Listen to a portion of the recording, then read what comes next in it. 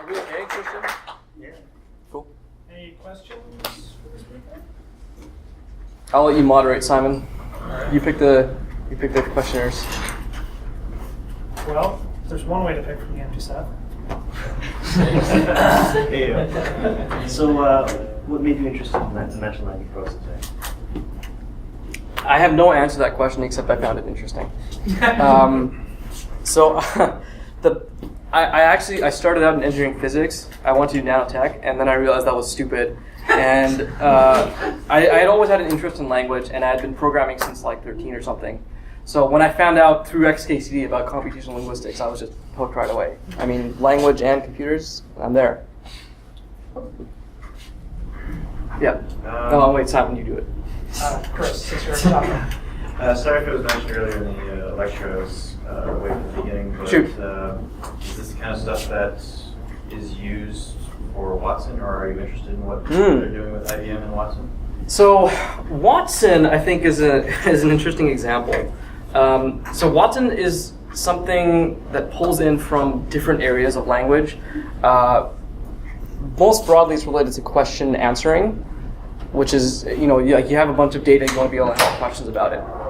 But it also pulls in from a lot of other areas. So I would say, yes, for sure, Watson involves a lot of stuff that falls under the CL umbrella. But I should also say that Watson was a huge and massive engineering effort that pulled in from a lot of different areas. By the way, Christian, I just realized we never checked the focus on the camera. It's good enough. Yeah. You had a question?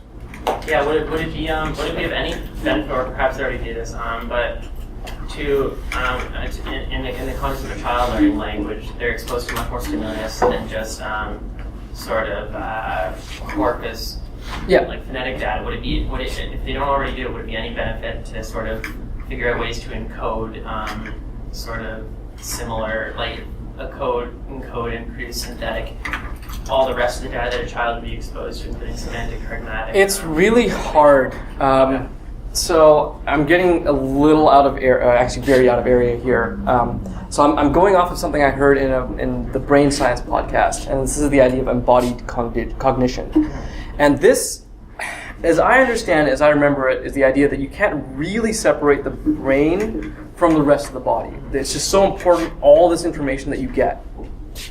The problem is that how are you going to give us all of that computationally? You would basically have to build like a robot baby that had all of this sensor information and that had some sort of like neural substrate that was similar to what we had so that it could process this information in a similar way. However, we are starting to see a lot of things like situated learning, where in the case of like spoken dialogue systems where people might be referring to objects, you want to start learning what those objects mean in terms of physical things. Or people will do with vision, where they'll take a picture and a description of it and then start trying to learn the associations of what words describe what kinds of objects in pictures. So we're starting to move in that direction, but it's slow, and by necessity, it's really hard to do.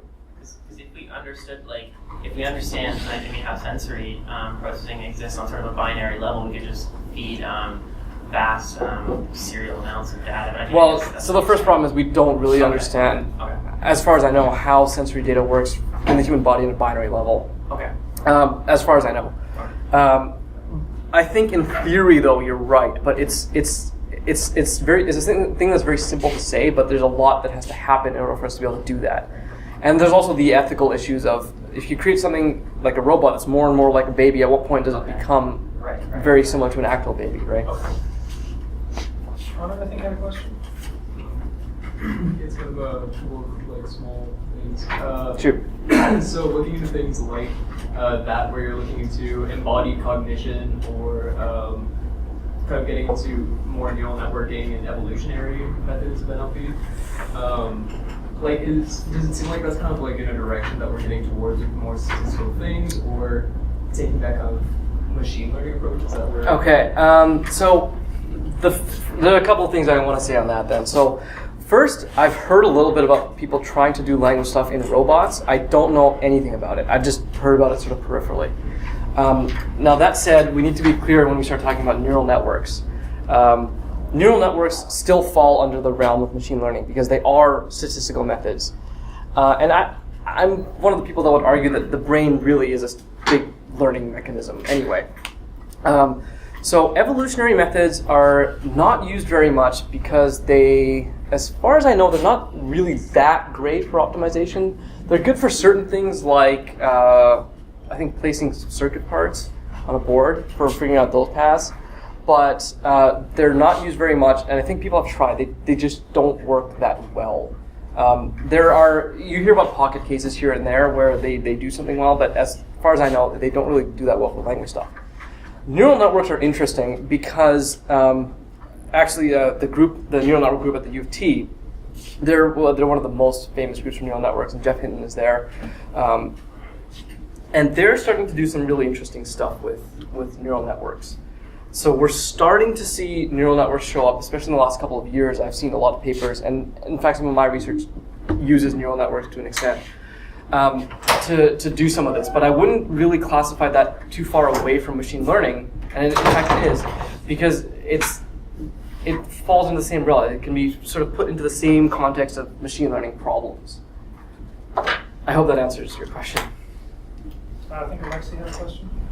Yeah, so from this whole talk, I kind of get the feeling that not even just the algorithm level, but just the UI level, what we're doing is completely futile. Like, why don't like things like Google Translate? It's completely stupid to ask even a human to translate a sentence in isolation.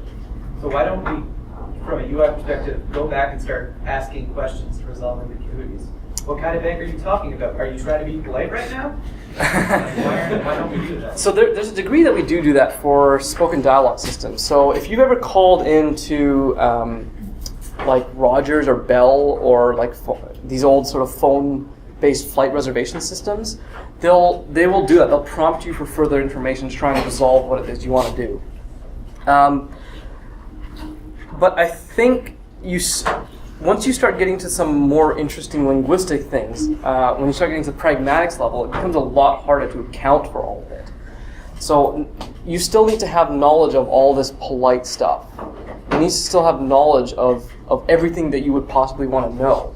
So I don't necessarily agree that it doesn't make sense to translate something in isolation, but it is true that you can resolve some ambiguities from context, but you do need that context available, which you don't always have.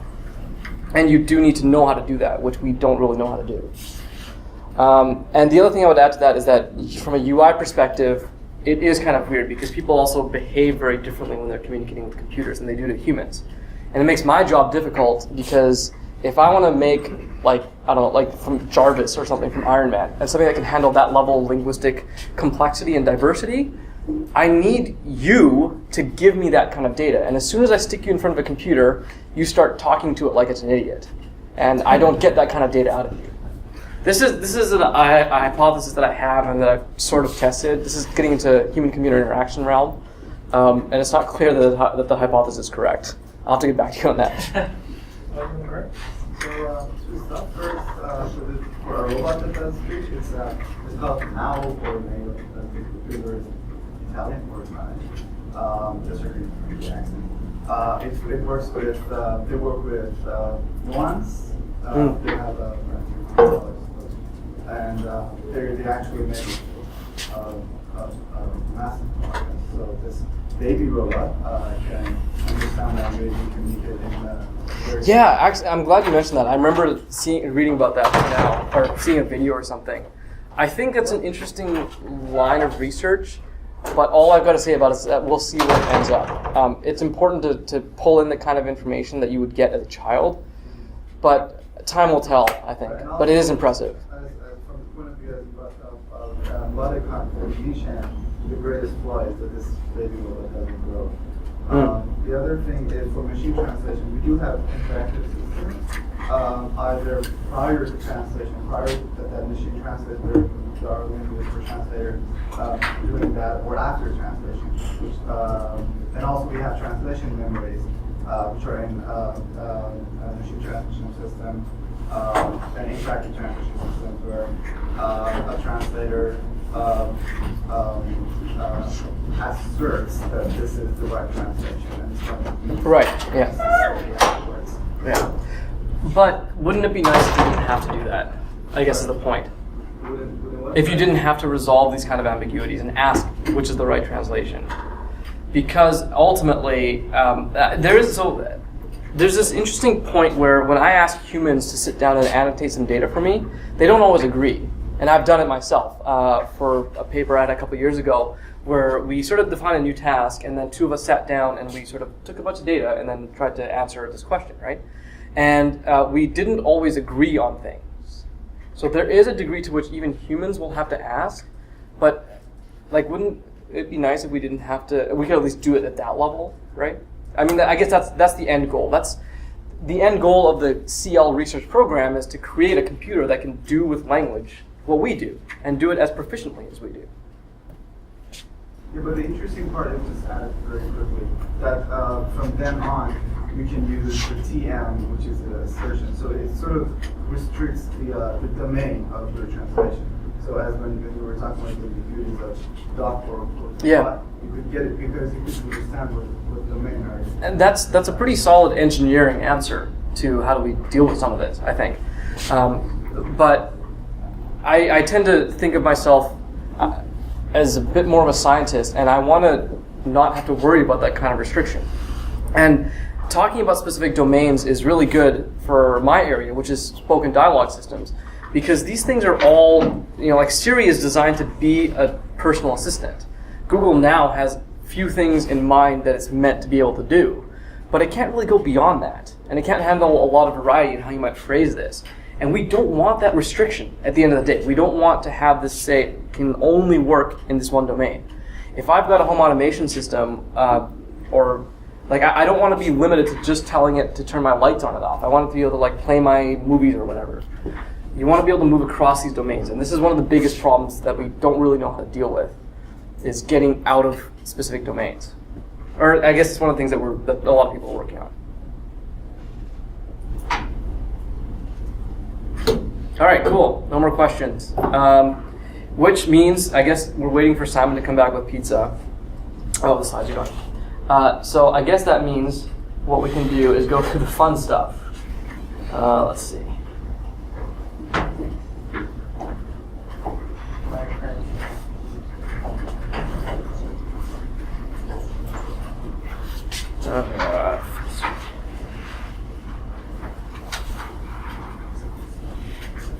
All right. So this, I remember coming across this example. The aspect ratio, well, doesn't matter. Oh well, Doesn't matter. Buffalo. I forgot how many buffaloes. This stems from the fact that buffalo has three possible meanings.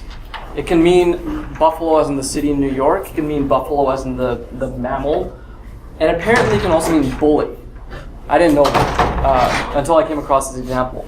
So if you want to interpret this is something like buffalo that are from Buffalo, that other buffalo that are from Buffalo bully buffalo that are from Buffalo. So you could do it. You could build a parse tree for this. I don't know why you'd want to. Well, no, but okay, fine. Here's the interesting thing. I haven't actually tested this, but I read somewhere that you can string buffalo together as many times as you want, and it'll still be a valid sentence. I haven't tried it. Like, if you stick another buffalo in there, it totally changes how you would have to read this. And I would probably have to adjust the capitalizations to make it make sense. And that sort of gets you talking about garden path sentences. And these are sentences where when you start reading it, it suggests one interpretation, but then it switches to another midway through. So if you say the man who hunts ducks, you sort of say, okay, what about the man who hunts ducks?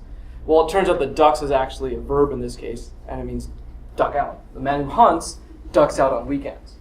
Wouldn't there need to be like punctuation to emphasize that or something? Usually. According to who? Right? I mean, some guy could come in and say, you need to write the punctuation for this. But if this is how people speak, and if this is how people write, you have to adjust for it. And if I look at this and I can figure that out, then we want to be able to handle it computationally too. I like this one. A friend of mine actually says he has a great deal of difficulty reading this in the way it's supposed to be read. And that's because there's a missing word here, and that is that. And you can do that in English, right? The horse raced past the barn, fell. So the horse that raced past the barn fell is how you would sort of think of what's happening. And of course, like I said, ambiguity is everywhere in language, and it can start messing you up. If I kick a baby, is that a healthy thing for me to do, or is this saying that when babies are kicking, then they're healthy babies? Milk drinkers are turning to powder. Are the drinkers turning to powder, or are they starting to use milk powder? Right? Juvenile court tries shooting defendant. Local high school dropouts cut in half. Let's try this actually. So the first one, Harper wins on budget, moral lies ahead. Is this ambiguity syntactic or semantic or what? Sorry? You can see it both ways. I pulled these examples out of the slides from one of the profs at U of T. He called it syntactic because you're talking about parts of speech, and if lies goes from being a noun versus a verb, like more lies ahead. Yeah, noun versus a verb, then you're changing its syntactic category, part of speech. But I think in other cases we might call it semantic. I don't really worry too much about the distinction. How about this one? Teacher strikes idle kids.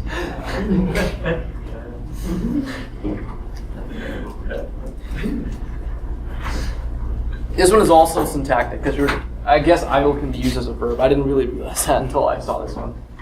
And this one, crack found in defendant's buttocks. That one's a little easier. That one's syntactic or semantic. Where's the ambiguity here? That's the question. And the word crack? And what's the ambiguity? Right, so it's whether it means different things. So that's an example of semantic ambiguity.